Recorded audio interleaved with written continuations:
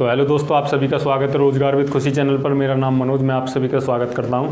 तो हमने जो पिछले वीडियो में पढ़ा था वो पढ़ा था भारत का परिचय। हमने 2 वीडियो प्रोवाइड किए हैं, तो अभी 2 वीडियो के लिंक इस वीडियो के डिस्क्रिप्शन बॉक्स में मिल जाएंगे।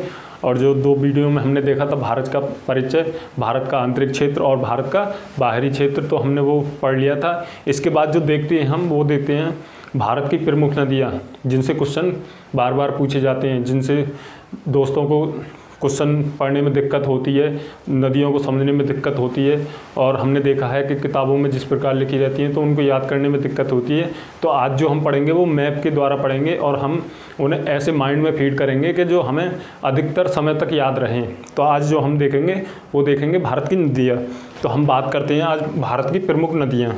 तो हम पहले तो ये भारत का नक्शा ले लेते हैं, एक भारत का मैप, और इस पर जो पढ़ेंगे वो भारत की नदियाँ पढ़ेंगे, कहाँ से उद्गम होता है और किस में जाकर मिल जाती हैं। तो वो आज जो हम पढ़ेंगे और उनसे जो लगभग क्वेश्चन मेन क्वेश्चन बनाए जाते हैं, तो आज उनके बारे में भी हम बात करेंगे। तो चलो पहले दोस्तों चलते हैं। तो इधर जो है ये साइड में ये है बंगाल की खाड़ी,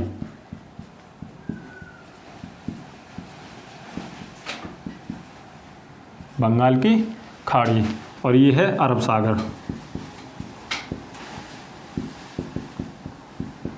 अरब सागर, जब कोई भी नदी मिलना चाहेगी तो इन्हीं 2 क्षेत्रों में मिलना चाहेगी। और हम देखेंगे निम्न प्रकार की जो नदी हैं वो किस किस प्रकार मिलती हैं इनमें, तो वो देखेंगे। तो हम भारत के 2 पार्ट करते हैं, एक तो हिमालयन पार्ट और एक ये हिमालयन पार्ट जिससे नदी का उद्गम होता है तो उसे हिमालयन नदी कहते हैं, और एक दक्षिण भारत में प्रायद्वीपीय नदी। तो जो प्रायद्वीपीय नदी हैं वो दक्षिण भारत की नदी हैं। तो आज हम पढ़ेंगे वो 2 प्रकार से पढ़ेंगे, एक हिमालयन नदी और एक, पहली तो हिमालयन नदी और दूसरी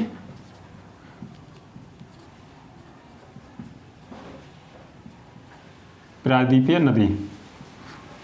2 प्रकार से पढ़ेंगे। तो अब जो हम चलते हैं वो पहली हिमालयन नदी की तरफ चलते हैं। तो हिमालयन नदी में जो पढ़ेंगे हम सबसे पहले पढ़ेंगे सिंधु नदी। जो सिंधु नदी है, सिंधु नदी तंत्र है, वो पढ़ेंगे हम। तो सिंधु नदी 3 देशों से होकर जाती है। तो सबसे पहले देखें तो चीन से तो उसका उद्गम होता है और भारत में प्रवेश करती है, और फिर उसके बाद वो पाकिस्तान में कराची के शहर से जाकर वो अरब सागर में मिल जाती है। तो सबसे पहले देखेंगे हम किसको,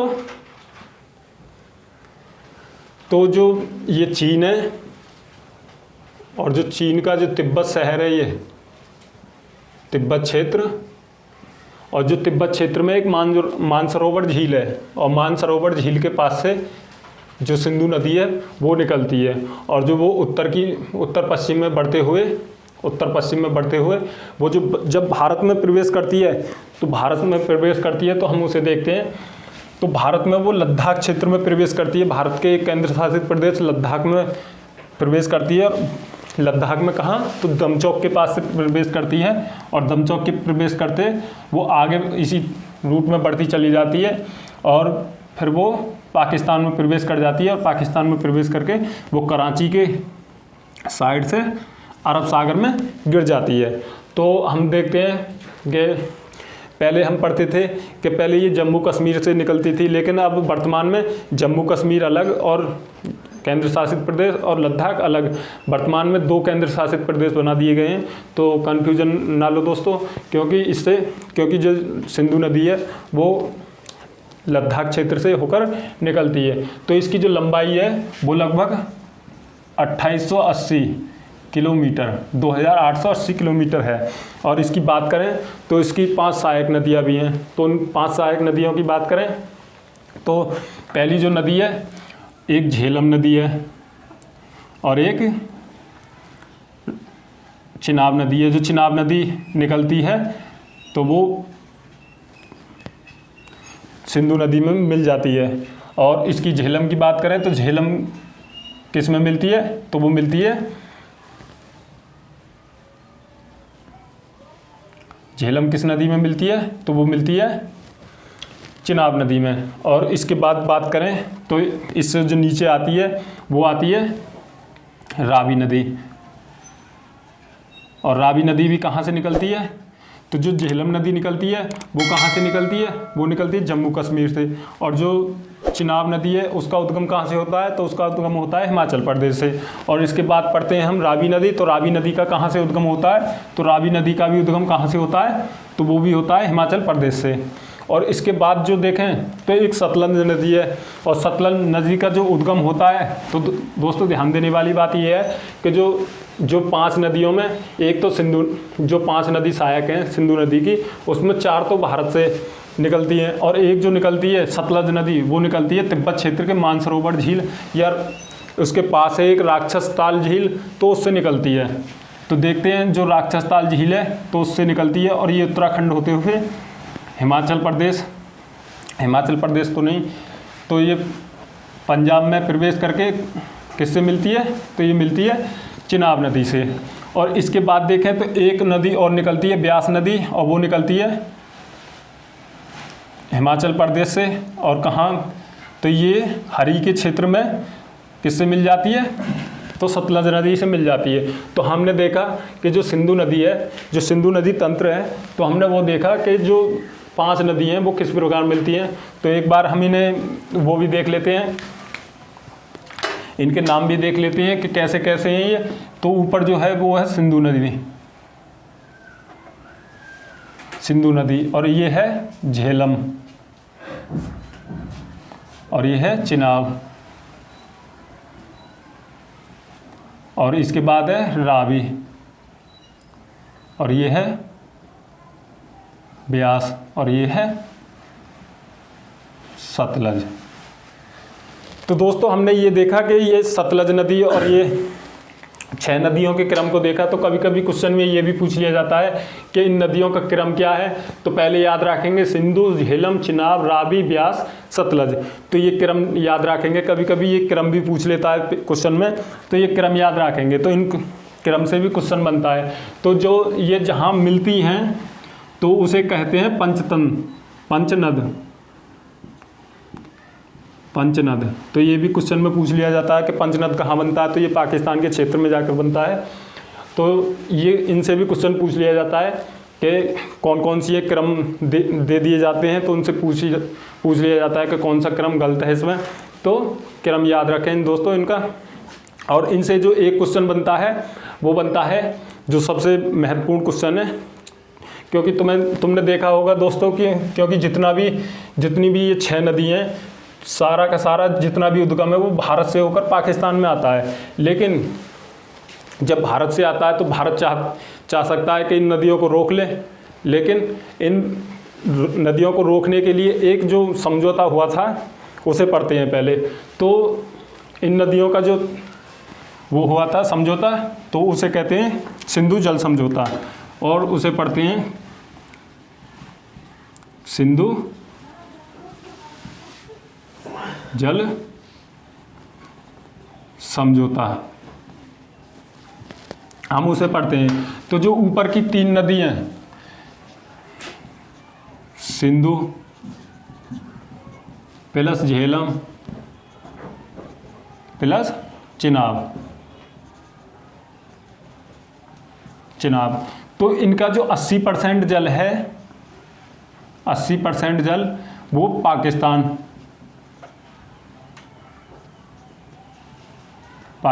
और 20% भारत। तो जो ऊपर की 3 नदी हैं उनका जो नियंत्रण दिया गया है वो पाकिस्तान को दिया गया है। और ये समझौता कब हुआ था? तो ये समझौता हुआ था 1960 में।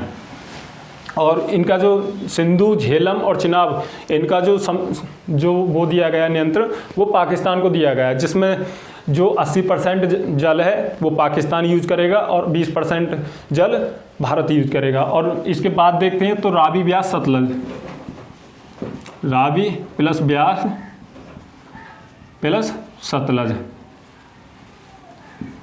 जो इनका 80% है वो भारत और 20% पाकिस्तान। तो जो नीचे वाली नदी हैं, जो दक्षिण की नदी हैं, रावी, ब्यास, सतलज, तो उनका जो नियंत्रण दिया हुआ है वो भारत को दिया हुआ है। उनका 80% भारत यूज करेगा और 20% पाकिस्तान यूज करेगा। और जो उत्तर की हैं सिंधु, झेलम, चिनाब, तो उनका 80% पाकिस्तान यूज करेगा और 20% भारत यूज करेगा। तो हमने दोस्तों ये सिंधु जल समझौता समझा। इसके बाद देखते हैं जब ये सतलज नदी यहाँ से आती हैं तो एक यहाँ ब्यास नदी निकलती हैं हिमाचल प्रदेश में, और ये यहाँ आकर हरिके क्षेत्र इसमें मिल जाती हैं। तो यहाँ हरिके क्षेत्र में मिल जाती हैं तो इस संगम से एक नहर निकलती है जिसे हम कहते हैं इंदिरा गांधी नहर। इंदिरा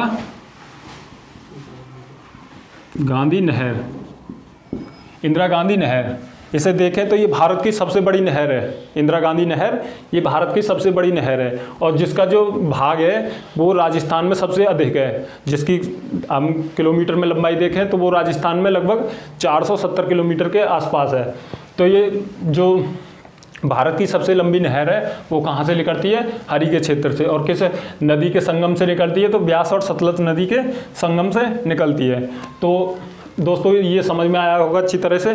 तो अब जो हम पढ़ेंगे वो पढ़ेंगे गंगा नदी। और गंगा नदी में देखते हैं हम दोस्तों, तो ये थोड़ा मिटाना पड़ेगा।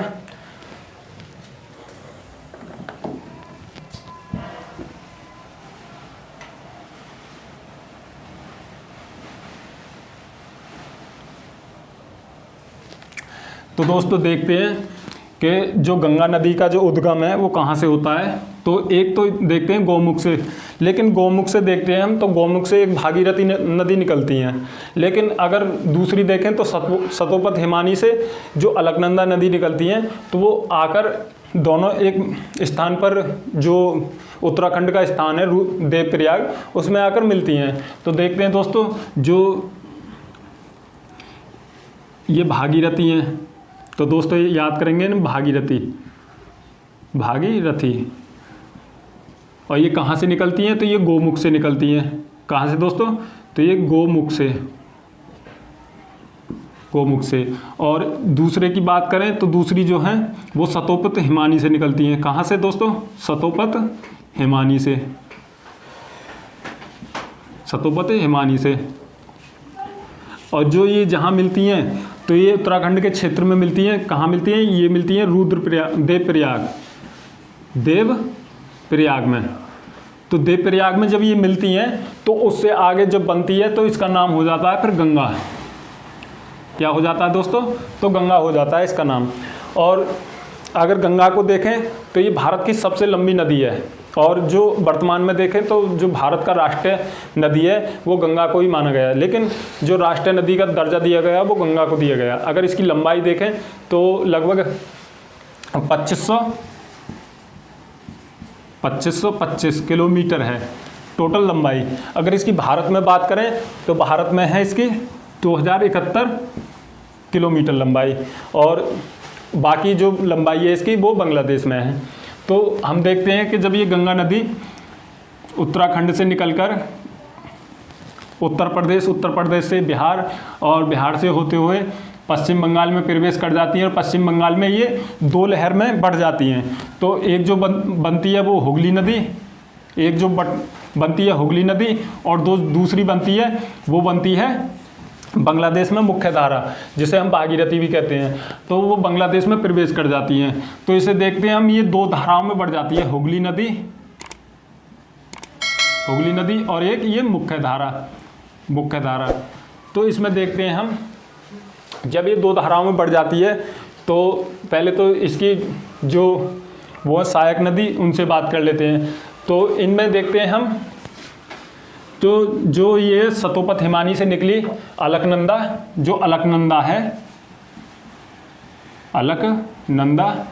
तो इसकी भी कई सहायक नदी हैं। लेकिन हम एक नदी देख लेते हैं, एक है मंदाकिनी नदी, जो यहाँ से निकलती है और कहाँ मिलती है? रुद्रप्रयाग। तो वो कहाँ मिलती है? तो ये जो जगह है इसका नाम है रुद्रप्रयाग। और ये कौन सी नदी है? तो इसका जो नाम है वो है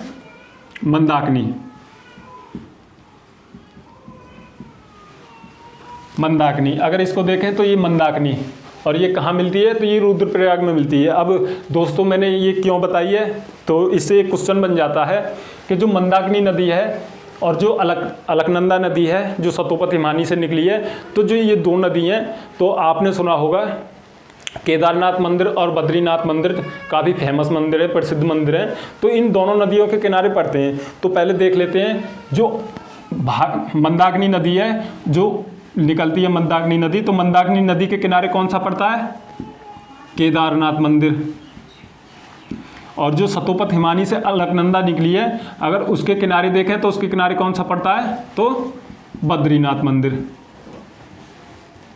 बद्रीनाथ मंदिर। अगर इसकी बात करें सिंधु नदी के किनारे कौन सा शहर पड़ता है, तो वो लेह पड़ता है, जो लद्दाख की राजधानी है फिलहाल वर्तमान में, तो वो लेह पड़ता है। और अगर इसकी बात करें तो ये केदारनाथ बद्रीनाथ ये काफ़ी महत्वपूर्ण मंदिर हैं, तो इन्हें याद रखें दोस्तों। ये किस किस नदी के किनारे पड़ते हैं, तो ये बद्रीनाथ जो पड़ता है वो अलकनंदा के किनारे पड़ता है, और जो केदारनाथ है वो किसके किनारे पड़ता है, तो वो मंदाकिनी नदी के किनारे पड़ता है।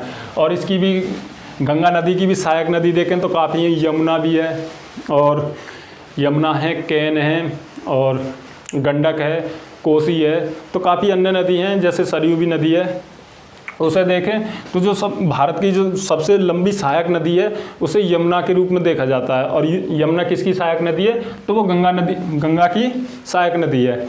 और गंगा की सहायक नदी है तो इसके रूप में देखते हैं, तो जो निकलती है यमुना वो कहाँ से निकलती है, तो वो उत्तराखंड के बंदरपूछ से निकलती है, बंदरपूछ से निकलती है। और वो कहाँ की मिलती है गंगा में, तो वो मिलती है प्रयागराज में।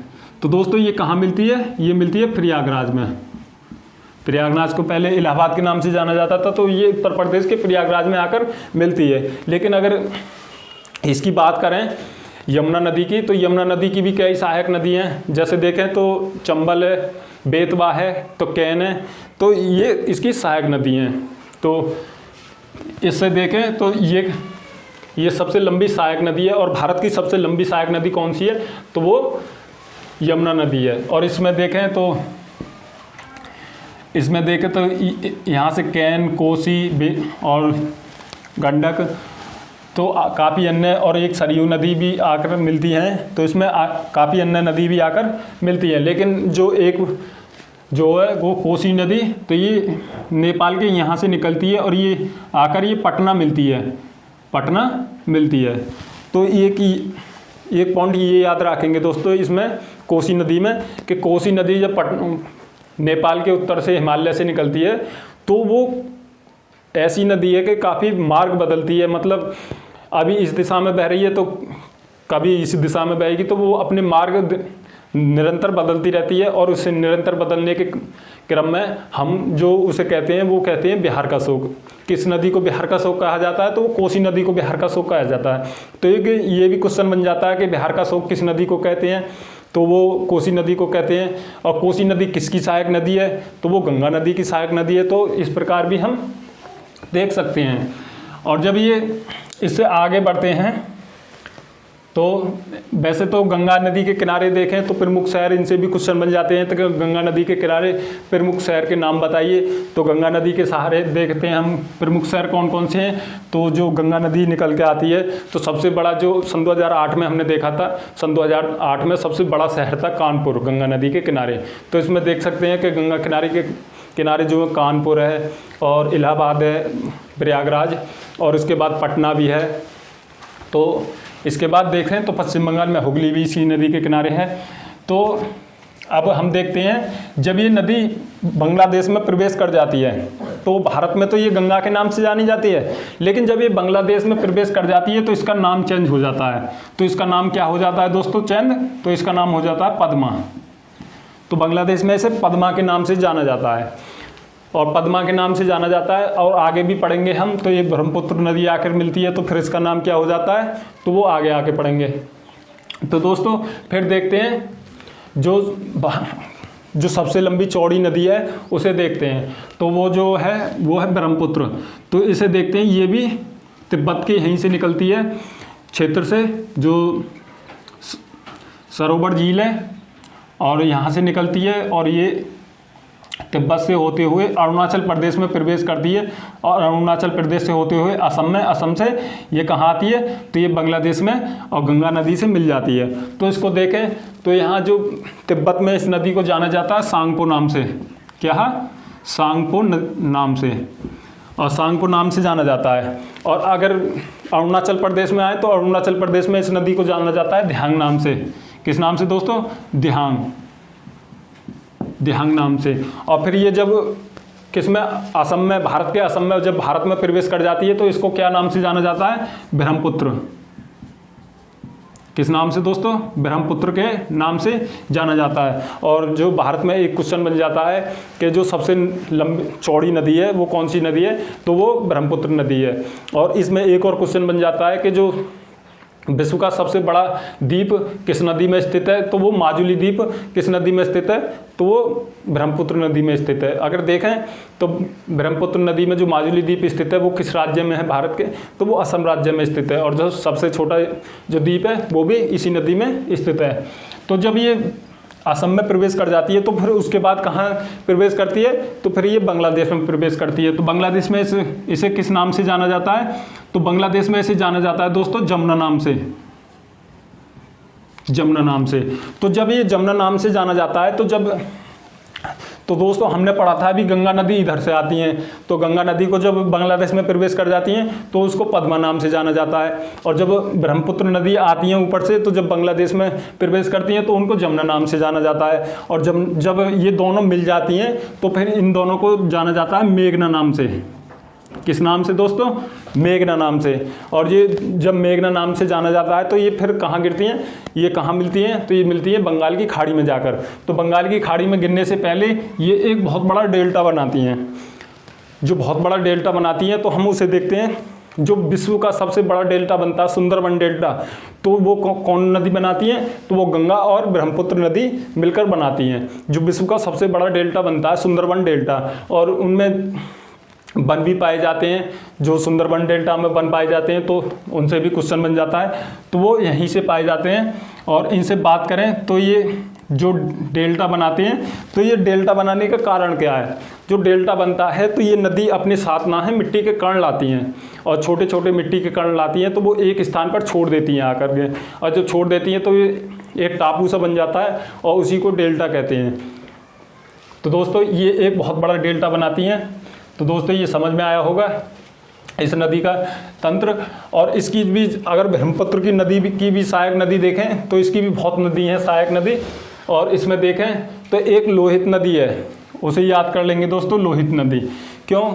क्योंकि अगर उसे देखें तो लोहित नदी को खून की नदी कहा गया है। इससे एक क्वेश्चन बन जाता है कि खून की नदी किसको कहा गया है, तो वो लोहित नदी को कहा गया है। तो इससे एक ये भी क्वेश्चन बन जाता है। ठीक है दोस्तों। और इसके बाद देखें तो दोस्तों अब इसके बाद जो हम देखेंगे वो प्रायद्वीपीय नदी देखेंगे। कौन सी दोस्तों? तो वो देखेंगे अब हम प्रायद्वीपीय नदी। और प्रायद्वीपीय नदी पर हम बात करेंगे। तो दोस्तों प्रायद्वीपीय नदियों को देखने से पहले एक नदी और देख लेते हैं, महानदी। जो महानदी से पहले देख लेते हैं एक दामोदर नदी। जो दामोदर नदी यहाँ से निकलती हैं और ये हुगली नदी में मिल जाती हैं पश्चिम बंगाल में जाकर। और इस नदी को देखने से पहले ये देख लेते हैं दामोदर नदी। और दामोदर नदी से पहले देखते हैं तो दामोदर नदी को बंगाल का अभिशाप भी कहा जाता है। इसे नदी को बंगाल का अभिशाप भी कहा जाता है। इससे भी एक क्वेश्चन बन जाता है, बंगाल का अभिशाप किस नदी को कहा जाता है, तो वो दामोदर नदी को कहा जाता है। और इसके बाद देखें तो प्रायद्वीपीय नदियों की तरफ चलते हैं। तो सबसे पहले चलते हैं, एक मध्य प्रदेश के अमरकंटक से निकलती है, अमरकंटक से निकलती है नर्मदा नदी। अब नर्मदा नदी की बात खासियत देखते हैं।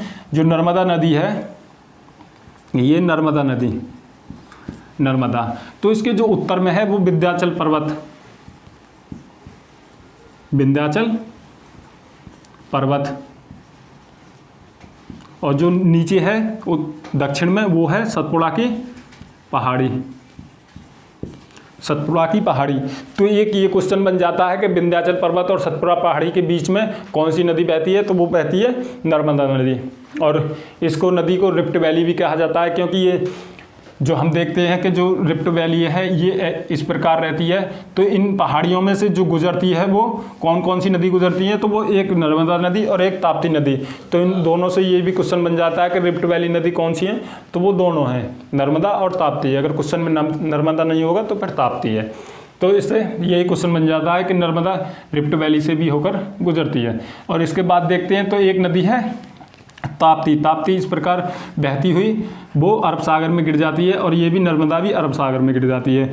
तो इससे भी एक क्वेश्चन बन जाता है कि जो नर्मदा नदी है, जो ताप्ती नदी है और नर्मदा नदी के बीच में कौन सी पहाड़ी हैं, तो वो सतपुड़ा की पहाड़ी हैं। और इनसे जो क्वेश्चन बन जाता है तो ये भी रिफ्ट वैली से होकर गुजरती हैं। और इन्हें साल्ट रिवर तो उसको ठीक है दोस्तों, साल्ट रिवर नहीं। तो इसके बाद देखें तो एक है माही नदी। अब माही नदी सुनी होगी दोस्तों, तो माही नदी सुनी होगी दोस्तों। तो माही नदी यहाँ से निकलती है मध्य प्रदेश से, वो ऊपर जाती है और फिर अरब सागर में गिर जाती है। और हमने देखा है दोस्तों यहाँ से एक कर्क रेखा जाती है। तो जो माही नदी है, माही नदी, तो माही नदी से जो एक क्वेश्चन बनता है तो वो बनता है कि कर्क रेखा को 2 बार काटने वाली नदी कौन सी है। तो कर्क रेखा को कौन सी नदी 2 बार काटती है, तो वो काटती है दोस्तों माही नदी। तो इसका नाम याद रखेंगे दोस्तों, कौन सी, माही नदी। फिर इसके बाद देखते हैं एक महानदी है। वो महानदी यहाँ से निकलती है और वो कहाँ जाकर गिरती है, बंगाल की खाड़ी में। इसके बाद देखते हैं फिर गोदावरी नदी। गोदावरी नदी तो वो महाराष्ट्र के नासिक से निकलती हैं और बंगाल की खाड़ी में जाकर मिल जाती हैं। तो इससे एक क्वेश्चन बनता है कि प्रायद्वीपीय भारत की सबसे लंबी नदी कौन सी है, तो वो गोदावरी नदी है। और इससे जो दूसरा क्वेश्चन बनता है कि जो भारत की जो सबसे प्रायद्वीपीय भारत की सबसे लंबी नदी है, ठीक है ना दोस्तों। और इसके बाद जो देखते हैं हम, तो वो देखते हैं कृष्णा नदी। तो वो भी महाराष्ट्र के महाबलेश्वर से निकलती है और वो भी कहाँ गिरती हैं, तो बंगाल की खाड़ी में जाकर गिरती हैं। तो ये प्रायद्वीपीय भारत की दूसरी सबसे लंबी नदी है। प्रायद्वीपीय भारत की जो सबसे दूसरी लंबी नदी है, तो ये कौन सी हैं, ये गोदावरी और ये है कृष्णा। और एक और निकलती है कावेरी, तो वो भी बंगाल की खाड़ी में जाकर के गिर जाती हैं और वो भी प्रायद्वीपीय भारत की एक नदी है।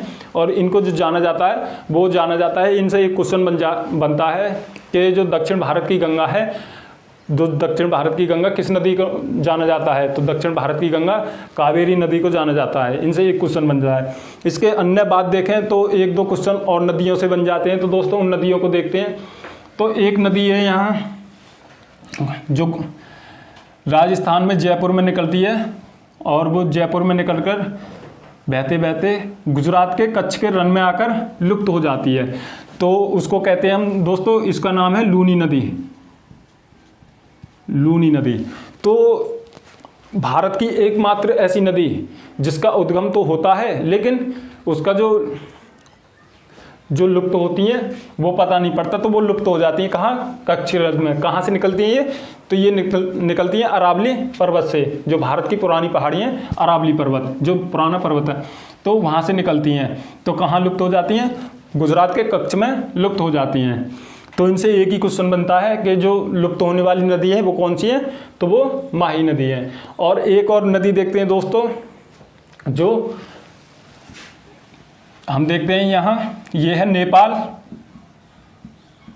नेपाल। और जो यहाँ से नदी निकलती है और वो नेपाल की सीमा साझा करती हैं। तो उनसे पूछा जाता है कि जो ऐसी नदी बताइए जो नेपाल और भारत की अंतर्राष्ट्रीय सीमा साझा करती हो, तो वो कौन सी नदी है, तो वो काली नदी है दोस्तों। कौन सी, काली नदी। काली नदी के नाम से जाना जाता है। तो कौन सी नदी निकलती है दोस्तों, अंतर्राष्ट्रीय सीमा कौन सी नदी बनाती है, तो वो बनाती है काली नदी। किसकी, नेपाल और भारत की अंतर्राष्ट्रीय सीमा बनाती है। इसके बाद देखें तो दक्षिण भारत में भी और भी नदी हैं, तो जिनसे क्वेश्चन पूछे जाते हैं, मैंने उन्हीं क्वेश्चनों को आज साझा किया है। और इसके बाद देखेंगे हम, तो वो अगले पार्ट की तरफ चलेंगे भूगोल के। और इसमें जो मज़ा आ रहा है दोस्तों, तो एक बार कमेंट में ज़रूर बताएं। और जो हमें ये भी पता चले कि हमें कितना प्यार मिल रहा है, तो अपना जो कमेंट है वो भी जाहिर करें। और हमें इससे साहस मिलता है वीडियो बनाने का। तो इस वीडियो को लाइक करें, सब्सक्राइब करें और अपने दोस्तों को शेयर भी करें। तो थैंक यू दोस्तों।